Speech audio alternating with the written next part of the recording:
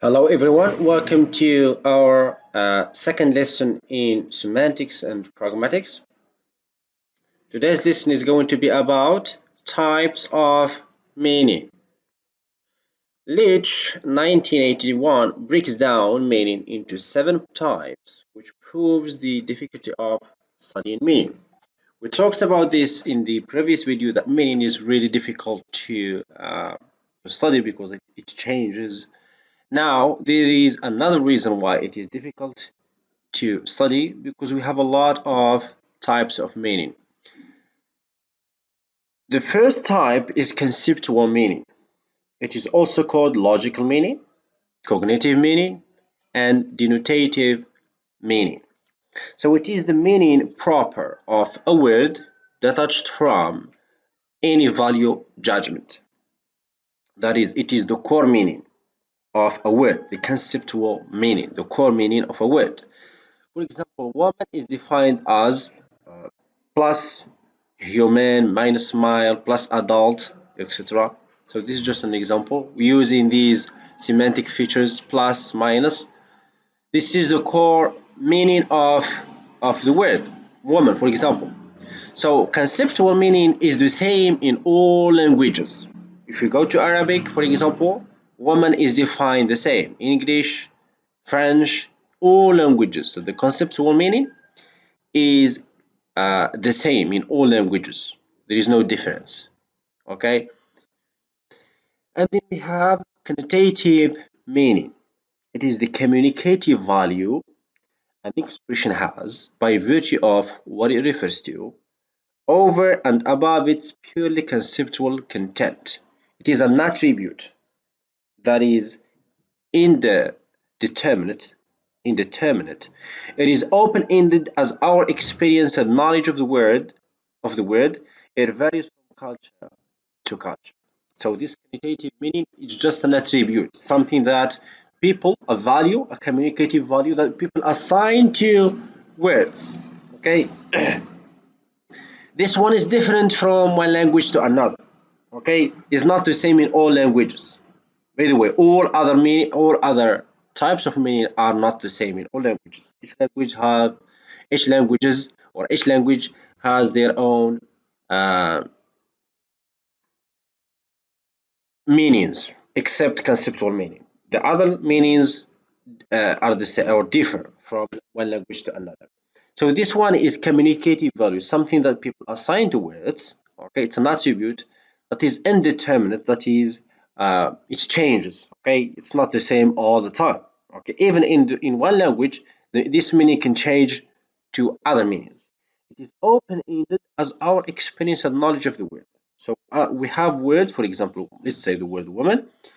The meaning of this word changes as our experience to the word woman. Okay, so it is open-ended. The meaning does not stop here. It is open-ended. Okay, and it varies from culture to culture. And then we have social meaning. Okay, this meaning is the meaning that we assign to words based on the social variables. This type of meaning includes all the social circumstances regarding the use of a piece of language, since these are closely related to various social groups who are parts of those circumstances. So David Crystal and Derek Davy established a classification of socio-stylistic variation, which are according to the meaning, social meaning. Let's go back. Social meaning is a meaning that we assign to words based on their social variables. Okay, here are we have some social variables. Okay, this social meaning is also called stylistic meaning. Okay, also called stylistic meaning. So meaning of words change, or the words have different meaning. Okay, based on dialect, for example, regional dialect. So we have regional dialects, something that probably you have seen in sociolinguistics, uh, in other videos in this channel. In the channel in which I put videos, you will have sociolinguistics. You can go there if you want to know more about regional and social dialects. So words change from regional dialect to another. We're talking about region here, okay, geographical place. So we have uh, uh, dialects that changes from words in certain dialects are not have other meanings in other dialects or other words. The same words, for example, different meaning, or the same meaning, different words. Okay. Then we have social dialects. We talk about upper class and middle class and working class. Okay. And we have time. Language or words also change their meaning over time, or the words change over time, the words themselves. So, for example, the language of the 80s, okay, very old English, like Shakespeare English, for example, okay, the language um, that used to be there is not the language that we use now. Okay, a lot of words have changed. So, this is something that has to do with social meaning. Province, language of law, science, and advertising. So we have in each of these categories, we have their own words, their own register or jargon. Okay, have the language of law, language of science, language of advertising. You cannot just use any word in court, for example. When you're in court as a lawman, you have certain words that you need to use. Okay, in science, in advertising, etc. And then we have modality, language of lectures and jokes. Okay, here we can talk about formality. Okay, so in lecture, when professor or the teacher is lecturing, they use very sophisticated and formal language. Okay, in jokes, they use language that is the slang. You know, they use slang or something. Okay, then we have states, polite. Okay, polite language, colloquial, slang, okay? Then we have singularity, the style of Dickens and Hemingway. These are authors. So we talk about singularity, here we're talking about authors. Some authors have their own way of expressing, ideas, their own style. So that's something also that is um, related to social meaning. They have their own meanings. For example, let's look at these examples that we have here. For example, stead is a horse, but it is a poetic. Okay, instead, for example, authors like Hemingway or Dickens or other authors, when they write a poem, they use, for example, stead instead of a horse. So stead is a poetic word. This is social meaning. Horse is general. Nag, the same word for horse, but it is slang and mostly used, in the streets, etc. So people they use nag, for example. Okay, and then we have gigi. It's a horse that it's a word, the same word, a word for horse, but used by babies. Okay, when you talk to baby, you can tell them, for example, look, there is a gigi. Okay, so this is a social meaning. Then we have domicile, very formal. Okay, then we have residence, formal. Abode, poetic, home, general. Okay, you see the same word, but it has different um, words, different meanings, depending on the context in which they occur. Okay, all right, so let's move on to other meanings. So we have again affective meaning. It is the meaning that deals with the way a language can reflect personal feelings of the speaker that may include attitude to a listener or something he is talking about. This can be conveyed through the tone and intonation and intonation.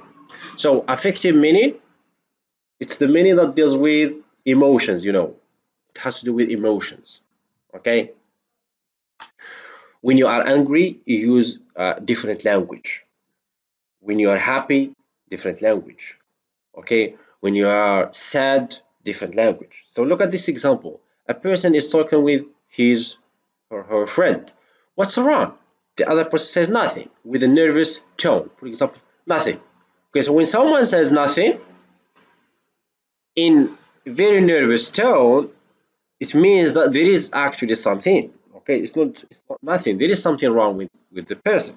Okay, so nothing, even though in the conceptual meaning, nothing conveys that there is really nothing wrong with the person, but the way we say it, if it carries certain tone, for example, certain affective meaning, it means that there is actually something. It means the opposite.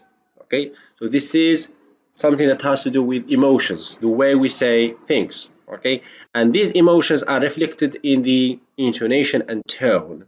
Okay, in the way we pronounce words. And then we have reflected meaning.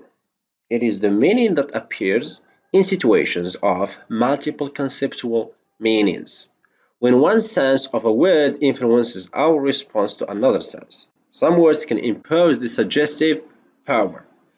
Reflected meaning is that some words have different meanings, but people react to one meaning more than they react to another. Okay, when you say a word, people react, for example, a cock, people react to the sexual organ, even if you mean the bird cock, okay? Because the other meaning, which has to do with sexual organ, has a suggestive power. Okay, it imposes the suggestive power. Okay, so words with multiple conceptual meanings. We're talking about conceptual meanings here, not affective meanings. Okay, so words, they have a lot of conceptual meaning, but one of these conceptual meaning has power, has suggestive power. It imposes itself. When you use that word, people react to the other meaning. Okay, so cock, we have also erect. Okay, we have intercourse. Okay, these you can check in the dictionary the meaning of these words. They are sexual, mostly sexual words. Intercourse, like to have sex with a woman, and it also means to have a conversation. But people no more, they don't use intercourse for conversation. Okay, they only use it for the sexual uh, for the sex, for example. So people react to a certain meaning because this meaning has a suggestive power. That's why people react to it. This this is how people change. This is how words change their meaning. So one word with a lot of conceptual meanings, over time, these words only keep one meaning, which is powerful meaning, and the other meanings no longer they're no longer used. Okay, then we have collocative meaning. Collocative meaning consists of the associations a word requires on account of the meaning of words which tend to occur in its environment. This type of meaning is idiosyncratic property of a number of words. Here we're talking about collocation. Okay, so basically some words go with certain words. Okay, they collocate certain words. So when you talk about beautiful, for example, and handsome and pretty and good looking, these are somehow synonyms. Okay, they mean something beautiful. Okay, they are so many synonyms, but we cannot use them interchangeably. Beautiful, for example, goes with women, girl, flower, garden, color. Okay, we cannot say beautiful man unless you mean something very specific. Okay, and handsome is the word for beautiful. It's like beautiful that we use for man. Okay, man or boy. Okay, just here as examples. So we have handsome man, handsome boy, and beautiful woman, beautiful girl. The words are to some extent are synonyms, but they collocate certain words. Okay, collocative meaning. Words are used. Some words are used in one context, and other words are used in other contexts. And then we have thematic meaning. It is the communicative value conveyed by the way the author formed and organized the message. Okay, such meaning is conveyed in the use of active and passive voice. Okay, for example, active and passive voice, they have this thematic meaning. For example, when you say Uh, uh, for example, my mother brought apples. Okay, my mother brought apples, for example, from uh, from store. Or you can say, for example, apples are were brought.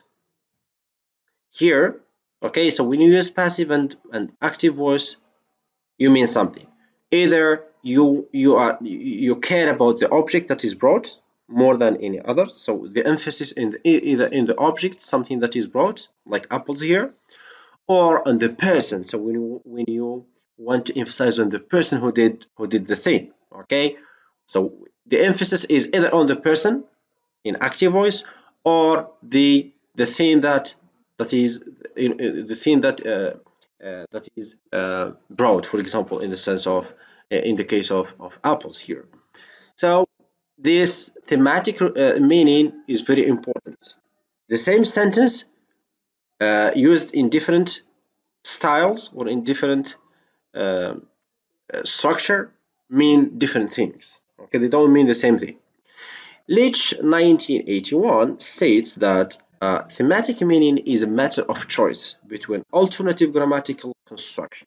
It's a matter of choice. You choose one style, one grammatical construction over the other.